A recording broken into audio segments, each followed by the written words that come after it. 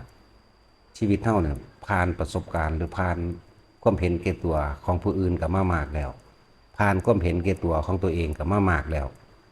เมื่อมารู้ความจริงโดยธรรมะเฮาควรสิเลือกหรือแยกแยะว่าอันใดควรถิ่มอันใดควรเอาได้แล้วเลือกเฟ้นตามความเป็นจริงได้แล้วตะกี้เฮาต่อสู้การงานทางโลกก็เพื่อความเห็นแก่ตัวของตัวเองนั่นแหละเมื่อเกิดว่าผู้อื่นก็เห็นแก่ตัวเหมือนกันที่จริงก็คือความเห็นแก่ตัวของเฮาเองแย่งชิงกันเขาก็แย่งชิงเฮาก็แย่งชิงดีละที่ทุกคนยังมีชีวิตผ่านมาได้พอได้ยินได้ฟังสิ่งที่มันเฮ็ดให้ตัวเองคลายความทุกข์คลายความกังวลคลายความสงสัยหรือเฮ็ดให้รู้ความจริงของชีวิตทุกเกิดจากความเห็นแก่ตัวของตนตัวเองมาเกิดเองเวียนมาเองทุกเกิดจากความอยากได้อยากดีอยากมีอยากเป็นของตนเองนะตะกี้เฮาบ่รู้ธรรมะเฮาบ่ฮู้คำสอนพระพุทธเจ้าเฮาบ่รู้อริยสัจสี่เฮาบ่ฮู้อนิจจังทุกขังอนัตตาเฮาบ่รู้ใหญ่ขึ้นมากะพ่อแม่ก็อยากให้เอาผัวเอาเมียอยากให้มีครอบครัวที่เจริญมั่นคงเป็นที่ตายใจอยากให้มีความสุขความสมหวังหรือความสมบูรณ์ของชีวิตก็หาผัวหาเมียให้ลูกให้เต้านั่นแหละเมื่อได้อยู่กันแล้วมีความผูกพันกันแล้ว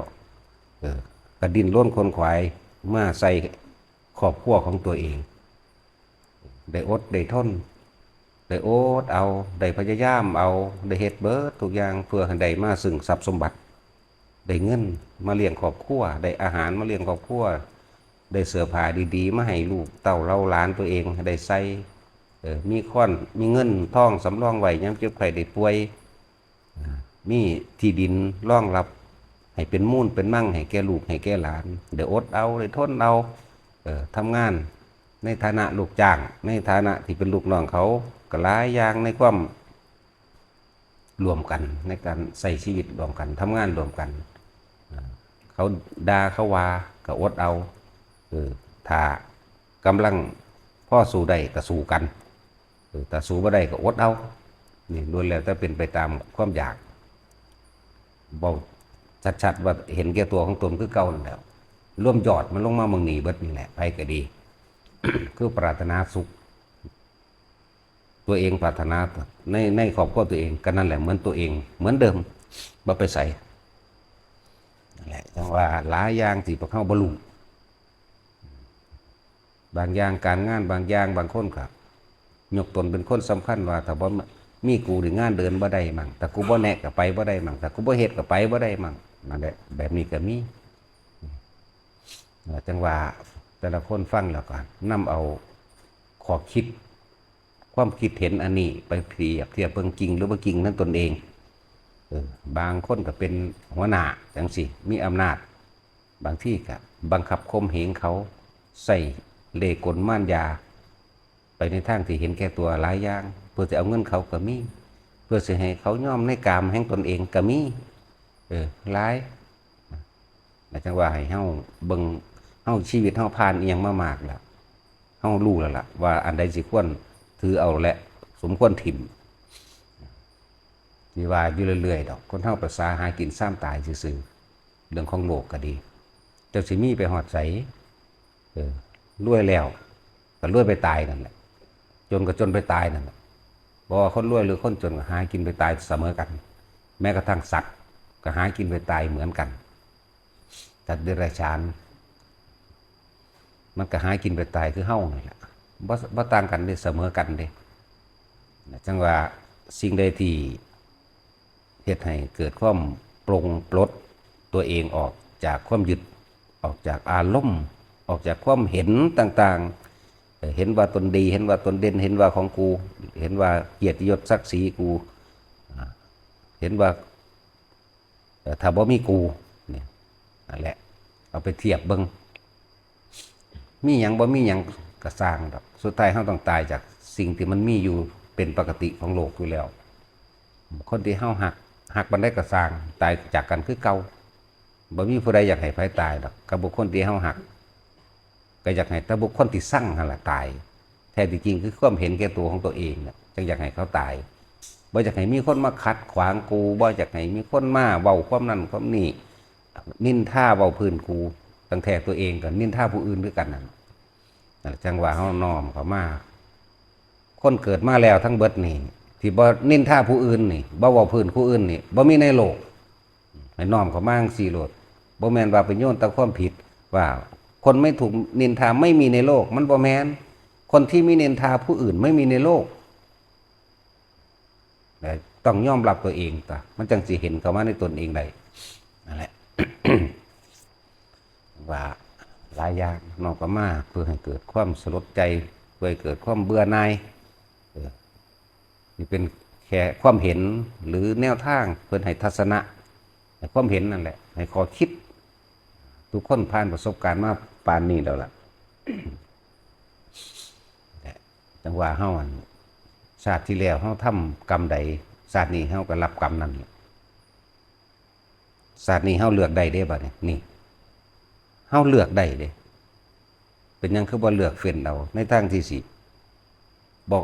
ไปเวียนว่ายตายเกิดอีกในทางที่สิบ่ไปรับเอาหยังกับมันอีกตามธรรมดาของเฮาก็เกิดด้วยความบ่รู้คนที่บ่เคยทำผิดบ่มีในโลกบ่มีเลยเหมือนกันล่ะกับคนที่บ่เคยนินทาผู้อื่นก็บ่มีในโลก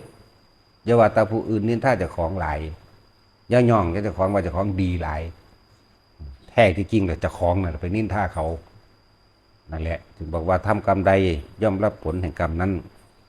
ถ้ายังทำกรรมเดิมๆก็ต้องไปรับผลของเดิมๆในภายภาคหน้าแต่ในศาสตร์นี้ปัจจุบันนี้เลือกได้เราตั้งใจเลือกที่สิพิจารณาใครควรตัวเองในการกระทำโดยกายโดยวาจาโดยใจเป็นไงเขาเลือกที่สิออกจากมันหรือเขาเลือกที่ยึดกับมันก็แล้วแต่เพิ่นก็เป็นแต่ผู้แนะเลือกที่สิออกจากมันวิธีออกจากความวินวายตายเกิดวิธีออกจากความคิดอานาปานสติเพิ่นก็สอนอยู่ตลอดสอนมาก่อนหน้านั้นอีกพระพุทธเจ้าเพิ่นเป็นผู้สอนมาผู้แรกหนทางการดำเนินชีวิตมีความเห็นถูกต้องตามความเป็นจริงเรียกว่าสัมมาทิฏฐินั่นคือแนวความคิดแต่ว่าการที่จะยุดความคิดละความคิดได้ก็ลมหายใจนั่นแหละเนี่ยเน้นออกมาศาสตร์นี้เฮาเลือกได้แล้วเฮาฮู้อยู่แล้วว่าทำกรรมใดต้องไปรับผลแห่งกรรมนั้นกรรมวัฏแปลว่าการกระทำของตัวของเองที่ซ้ำๆเดิมๆเวียนไปเวียนมากิเลสวัฏก็เพราะว่าความอยากได้นั่นแหละกิเลสวัฏก็เลยอยากได้นั่นเป็นนี่วิบากวัฏเนี่ยเวียนไปเวียนมาในวัฏฏะสามอันนี้วัฏฏะสามปริวัติ12เวียนไปเวียนมาอยู่ในนี้แหละหมุนรอบไปหมุนรอบมาอยู่ในนี้นั่นแหละนั่นแหละอวิชชาเป็นปัจจัยให้เกิดสังขารนั่นแหละเอิ้นว่าปริวัติ12แล้วก็กรรมวัฏ3นี่ออกจากมั่นตีหยุดคิดนั่นอวิชชายะเตเววะอเสสะวิราคะนิโรธาจบเลยเมื่อความจริงถูกเปิดเผยแล้วความเชื่อและการกระทำต่างๆในความเห็นต่างๆในความอยากได้ดีมีเป็นสามารถหยุดได้โดยลมหายใจของเขาเองทุกอย่างอยู่ในตนเองเบิดเด้เขามาเกิดเองเขากลับไปตายเองเมื่อมาเกิดเองก็ต้องมาเกิดเองได้เหมือนกันและจังว่านะถือว่าเป็นบุญวาสนาแล้วยังตะบารมีตัวเองสิเข้มแข็งบ่เขาทำกรรมโดยดีมากนั่นแหละมันจึงมาแบบนี้เหลือตั้งแต่ว่ากำลังใจจิตใจของเขาสิเข้มแข็งตัดออกจากความผูกพันเกี่ยวของกับบุคคลสัตว์สิ่งของใดเพียงใด ขึ้นอยู่กับตัวเฮาบ่มีผู้ใดโดนบันดาลเด้อมีทางเลยคำว่าโดนบันดาลบ่มีเลย